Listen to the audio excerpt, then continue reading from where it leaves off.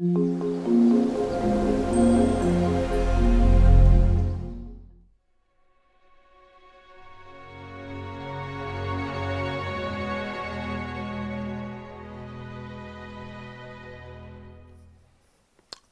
guys, hope you're doing well. Welcome to our series and to this page, my view, Okima Innocent. Thank you guys for liking the page. Thank you for commenting. Thank you for the feedback you are giving me. I hope you guys are doing well and you are just following the guidelines that have been given to us in this time of the pandemic. I'm doing well. My family is doing well and I thank God for that. Today I'm here to talk about an issue that affects all of us in one way or another. And this issue is one that really affects our sisters, our wives, our mothers, our grandmothers, all people who we call females in our lives. And this is an issue of domestic violence. Lately, I think you guys have realized that the numbers or the statistics across the whole world have been increasing rapidly of people affected by domestic violence.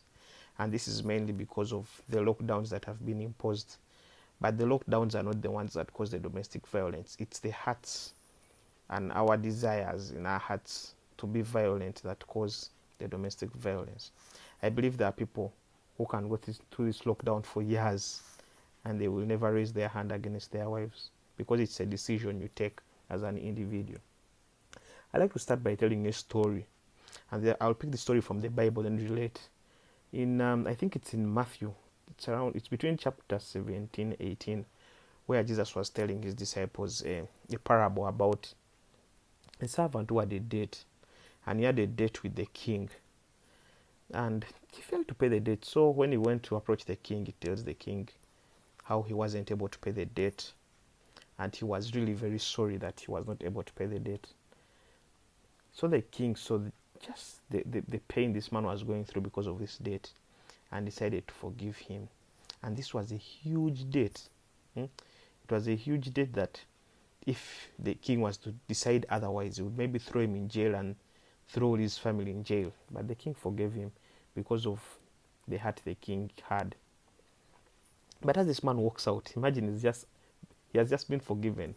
And then as he walks out, he gets a friend, a colleague, who he was also demanding a very small debt. If you had to compare that debt to what the king was demanding, it was a very small portion of the debt. Maybe let us say 1% of the debt the king was demanding him. But he was so angry and told this gentleman, if you don't pay me my money, I'm going to arrest you. And the gentleman didn't have the money, so this man threw the colleague in jail because of this debt. So as word went around, the friends of the colleague who was in jail go to the king and say, King, we thank you for what you did for our colleague and you forgave him. But this same colleague threw his friend in jail because of a debt. And this really upset the king because he was expecting that since he had forgiven a bigger debt, he would also forgive his friend of this small debt. So to cut the long story short, the king called this gentleman back and threw him in jail also and told him, I will not release you until you pay all my debt. And yesterday was Mother's Day and all of us have been sending messages out there. Sending like lovely messages out there. Happy Mother's Day, thank you mom, without you I would not do anything, without you I wouldn't study, and all those lovely messages I've seen. But there's one thing I've been thinking, that if all of us, if the whole world and most of us love our mothers, we love our sisters, then why is it that we cannot use that same love we have for our mothers, for our wives, for our girlfriends, for women, for ladies, that we don't show that same love we have for those close to us and they are female to the other people? Why is it that when you get married or in a relationship, you have you feel you have the urge to hit a woman or to hit a lady because you're a man, yet you wouldn't do that to your mom, you wouldn't do that to your sister? Why would you feel that this person is different? Remember, this person is also someone's mom, or this person is also someone's sister, this person is someone's aunt, and there's someone who respects them but you're not respecting them. I don't know why men think that when I say men, I don't mean every man, no. Quote me, those who do it. I don't know why they feel that every time they're disappointed or they're hurt by a lady, the easiest way to like solve the issue is to raise your hand and slap, or to like inflict some kind of pain. And violence is not only physical. There are very many kinds of violence. There's even the emotional violence, where you come back home maybe and just keep quiet, or you abuse. And that is the one that has no scar, but it remains for a very long time, because it's very difficult to see and treat, because you don't know maybe if the person opens up. And why am I saying this? As you can realize, the statistics around the world during this lockdown of issues of domestic violence are shooting. If I'm to borrow the words of one of our ministers, who said the economy is so right now domestic violence is and it's going up so fast. Why? Should we say that because of lockdown, as the president said, people are not used to being close together, so every time they get a dispute, they get angry and fight? I don't believe that is the cause. Because there are people who may, even if they say this lockdown is to last for 3 years, there are gentlemen who treat their wives with respect, and they will never raise their hand to hit their wives, no matter what the wife has done. Let us just flip the coin. As men, there are things you do, and if just think in your heart or think in your mind and say, if your wife was to do that, wouldn't you beat your wife? If you're the type that beats, you would beat your wife. But if you did that, does your wife beat you? So why do you want to believe that, since for you don't, what is different from that, for you don't deserve to be beaten, but a woman deserves to be beaten? No. The same respect you give yourself is the same respect you're supposed to give that woman. If things fail and you people can, and you feel the anger is high, there are very many ways of cooling down. Take a walk. Take a walk and relax. Call someone you trust, someone who can counsel you, and tell them that, you know what, my wife has done this and this and this, or my girlfriend, or this partner of mine has done this. And get someone who is reasonable, someone who's going to advise you, or advise the two of you, and just tell you how to go through issues. We all get disappointed. We all get times when you really feel you want to burst out, but you have to learn how to control yourself, control your emotions.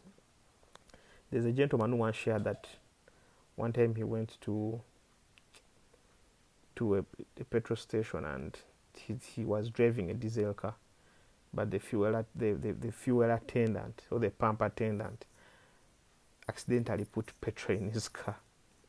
Then she came and told him, I'm really sorry, but I put the wrong type of fuel in your car. And this guy said most of the time people burst out and like quarrel, but he kept calm. He made sure he took like a deep breath just to relax. And then after, the situation was handled. But the funny thing is that at the end of all this, the lady came and was in tears and was asking the man, why didn't you back at me? Why didn't you like scream? Why didn't you like try to like do something to me? And this man said, all of us make mistakes. I know you didn't intend, because you wouldn't intend. If this was your car, would you do that? No. So it's a mistake. So the lesson from this is, even women at times, I know some of us have the mindset as ladies of, oh, I used to see my father used to beat my mother. Maybe it's normal, maybe it's culture. No, it's not. Let us remove that mindset of, if my husband does not quarrel at me, back at me, or beat me, that means he does not love me that much. No, that's not it. That's not the way people are supposed to express their love.